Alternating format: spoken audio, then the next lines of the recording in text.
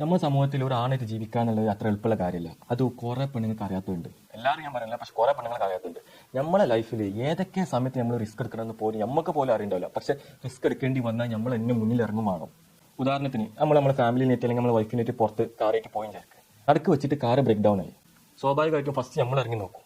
എന്നിട്ട് നമ്മൾ പറയും വൈഫിനോട് അല്ലെങ്കിൽ നമ്മൾ ഫാമിലിനോട് പറയും, ഒന്ന് പേടിക്കണ്ട, ഞാൻ നോക്കിക്കൊണ്ട് ഞാൻ ഹാൻഡിൽ ചെയ്തുകൊണ്ടിരുന്നു. എന്ത് ഹാൻഡിൽ? ഓനക്കത് എങ്ങനെ നേരാക്കാന്ന് പോലും ചിലപ്പോൾ അറിയണ്ടാവില്ല. ആർക്കാ വിൽക്കാന്ന് പോലും അറിയണ്ടാവില്ല, കുറച്ച് ലോങ്ങിലൊക്കെ ആണെങ്കിൽ. പക്ഷെ ഓൻ എന്നാലും പറയും, ഞാൻ നോക്കിക്കൊണ്ട്, ഞാൻ ശരിയാക്കിക്കൊണ്ട്, നിങ്ങൾ അവിടെ ഇരിക്കും, സബൂറാവുക. പക്ഷെ നമുക്ക് അവർക്ക് സമാധാനം കൊടുക്കാന്നല്ലാണ്ട് വേറെ ഓപ്ഷൻ ഇല്ല. അതിന് നമ്മൾ എത്ര പ്രഷർ ആണെങ്കിലും നമുക്ക് എത്ര ടെൻഷൻ ഉണ്ടെങ്കിലും വേണ്ടില്ല, നമ്മളെ കൂടെ ഉള്ളവരെ നമ്മൾ സമാധാനപ്പെടുത്തണം.